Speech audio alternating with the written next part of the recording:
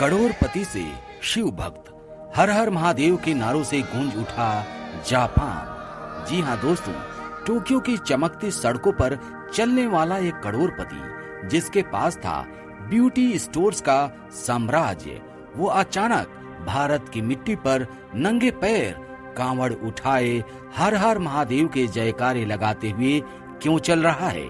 ये कौन है और इसके पीछे कौन सा रहस्य छुपा हुआ है? ये कहानी सुनकर आपके भी होश उड़ जाएंगे। सावन के महीने में उत्तराखंड की वादियों में हर हर महादेव के नारों से गूंजती कांवड़ यात्रा। उस भीड़ में एक ऐसा चेहरा है जो आपको रोक देगा। चेहरा जापानी पर दिल पूरा हिंदुस्तानी। ये कोई आम कांवड़िया नहीं है, ये है होशी टाकायुकी, टोक्यो का वो बिजनेसमैन जिसके पास कभी ब्यूटी प्रोडक्ट्स स्टोर्स की साम्राज्य चेन थी, करोड़ों की दौलत, एक मॉडल बिजनेस लाइफ, लेकिन आज नंगे पैर कांवड़ उठाए शिव भक्ति में लीन होकर मुंह में हर हर महादेव की नाम लेकर चल पड़े हैं नंगे पैर। न शरीर पे कोई वस्त्र है, नहीं मन में कोई अभिलाषा, सिर्फ शिव भक्ति में लीन होकर करोड़पति से बन गया एक योगी। दोस्तों, सवाल ये है कि ऐसा क्या हुआ कि उसने सब कुछ छोड़ दिया? करीब 20 साल पहले एक बिजनेस ट्रिप के दौरान वो तमिलनाडु पहुंचे। वहां एक नाड़ी ज्योतिषी केंद्र पर गए जहां ताड़ के पत्तों पर लिखा मिलता है आपका भविष्य, और वहां लिखी भविष्यवाणी ने होशी के होश उड़ा दिए। उन्हें बताया गया कि वो पिछले जन्म में हिमालय के एक महंत साधु थे और इस जन्म में उनकी किस्मत उन्हें फिर अध्यात्म की ओर खींच रही है। वहीं उसी पल होशी ने फैसला कर लिया कि करोड़ों का बिजनेस छोड़ देना है। अपना साम्राज्य शिष्यों को सौंप दिया और साधु का चोला पहन लिया।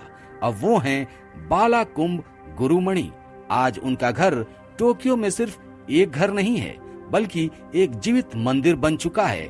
जापान की धरती पर अब कई मंदिर और रंगीन उत्सव हिंदू धर्म की महक बिखेर रहे हैं। जापानी सरकार हर धर्म को खुली आजादी देती है, कोई रोक टोक नहीं है, और इसी खुली हवा में अब हर हर महादेव के जयकारे टोक्यो की गलियों में गूंजने लगे हैं। आपको जानकर हैरानी होगी दोस्तों, जापान में करीब 24,000 से भी ज्यादा हिंदू रहते हैं, जिनमें भारतीय, नेपाली और श्रीलंकाई समुदाय शामिल है। टोक्यो में शिव शक्ति मंदिर और इस्कॉन के बड़े बड़े सेंटर हैं।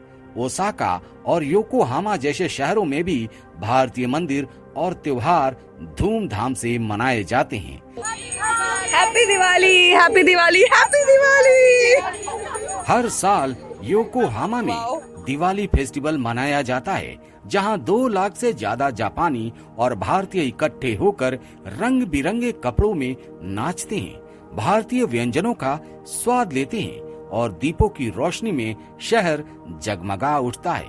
टोक्यो में नमस्ते इंडिया महोत्सव होता है, जहां भारतीय संस्कृति, योग, आध्यात्मिकता का जादू जापानी जनता को मंत्रमुग्ध कर देता है। लेकिन इन्हें आधिकारिक सांस्कृतिक कार्यक्रम की मान्यता दी जाती है, जिससे आयोजन में कोई रुकावट नहीं होती है। जापानी समाज में योग और ध्यान के लिए एक खास जगह है। करीब 5 से 10 लाख जापानी अब रोज योग अभ्यास करते हैं। कई जापानी गुरुकुलों में भगवत गीता और वेदांत के पाठ पढ़ने जाते हैं। देवी सरस्वती को वहाँ बेंजाइतेन कहते हैं और आज भी कलाकार उनकी पूजा करते हैं। गणेश जी को कांतेगेन नाम से जाना जाता है और टोक्यो के कुछ मंदिरों में उनकी प्रतिमाएं विराजती हैं। सोचकर देखिए दोस्तों, ये सब भारत और जापान के हजारों साल पुराने रिश्ते की गवाही देता है। बालाकुंभ गुरुमणि इस बार वो भारत आए, अपने 20 जापानी शिष्यों के साथ कांवड़ यात्रा में सेवा कर रहे हैं, भंडारे चला रहे हैं। शिवरात्रि के दिन बिना किसी योजना के उन्होंने कांवड़ उठाई और महामंडलेश्वर की उपाधि पाली। ये सब उनके लिए पहले से लिखा हुआ था। जन्मों का चक्र पूरा हो रहा था। जापानी संस्कृति में जहां हर देवी देवता का सम्मान है, वहां भारत की आस्था ने अपनी जड़ें जमाई हुई हैं। ये वही धरती है दोस्तों, जहां बौद्ध धर्म ने भारत से पहुंचकर जगह बनाई है और आज हिंदू धर्म के जयकारे वहां की हवा में घुलते जा रहे हैं। एक जापानी करोड़पति से शिव भक्त साधु तक का सफर, ये आस्था, ये विश्वास और पुनर्जन्म की कहानी है जो हमें याद दिलाती है कि जब शिव बुलाते हैं तो कोई सरहद मायने नहीं रखता। हर हर महादेव दोस्तों। लेकिन दोस्तों, कहानी यहीं खत्म नहीं होती। टोक्यो, वो शहर जिसे हम टेक्नोलॉजी और मॉडर्न लाइफस्टाइल के लिए जानते हैं, जहां पर बौद्ध धर्म फल फूल रहा है, उसी शहर की परतों के नीचे सदियों पुरानी एक और आत्मा सांस ले रही है और वही आत्मा आज शिव के मंत्रों के साथ जाग चुकी है। टोक्यो की गलियों के बीच छुपा है एक मंदिर। हर कोई वहां जाता है, प्रणाम करता है, लेकिन बहुत ही कम लोग जानते हैं कि इस नाम के पीछे कौन सी कहानी छुपी है। और दोस्तों, इसी रहस्य को समझने के लिए एक शख्स के शब्द सुनिए। ये हैं HE मिस्टर यासुकुनी इनोकी, जापान के फॉर्मर एम्बेसडर, जिन्होंने सनातन धर्म के बारे में एक ऐसी गहरी बात कही है जो आपको भी सोचने पर मजबूर कर देगी। And the Kisho is originally Lakshmi. So thus, I came from Lakshmi town. This should be recognized by Japanese people, the bottom of Japanese culture. सोचिए दोस्तों, जापान के दिलों में भी लक्ष्मी माता की कृपा बरस रही है। ये सिर्फ एक संयोग नहीं है, ये उस गहरे रिश्ते की गवाही है जो सदियों से भारत और जापान को जोड़ता आया है। जापानियों ने इस आस्था को बस कॉपी नहीं किया, उन्होंने इसे अपने दिल में उतारा है, अपनी संस्कृति में पिरोया है। जैसे कोई पुरानी पवित्र धुन नए साज पर बज रही हो, लेकिन उसकी हर गूंज में छुपा हो भारत की आत्मा। और ये रिश्ता यही नहीं रुकता।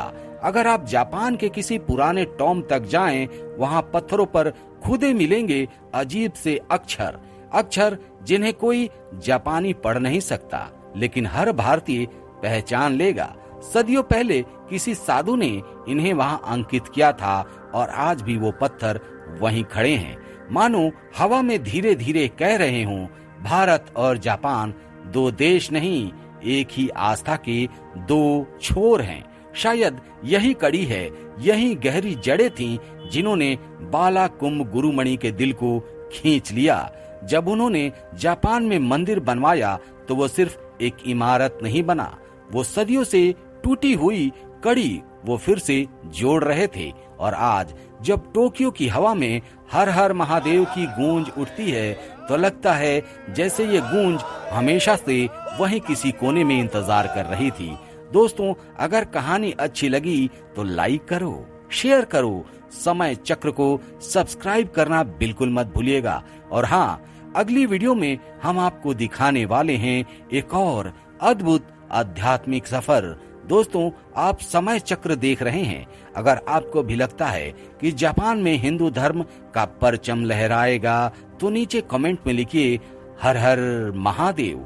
और अगर आपके पास भी कोई ऐसी कहानी है तो हमें ईमेल करें या नीचे कमेंट में लिखें। हम कोशिश करेंगे कि हर कमेंट पढ़ें और उसका जवाब दें। और कौन जाने, आपकी कहानी ही अगली बार हम अपने चैनल पर दिखाएं और आपका नाम भी प्रसारित करें। हर हर महादेव दोस्तों।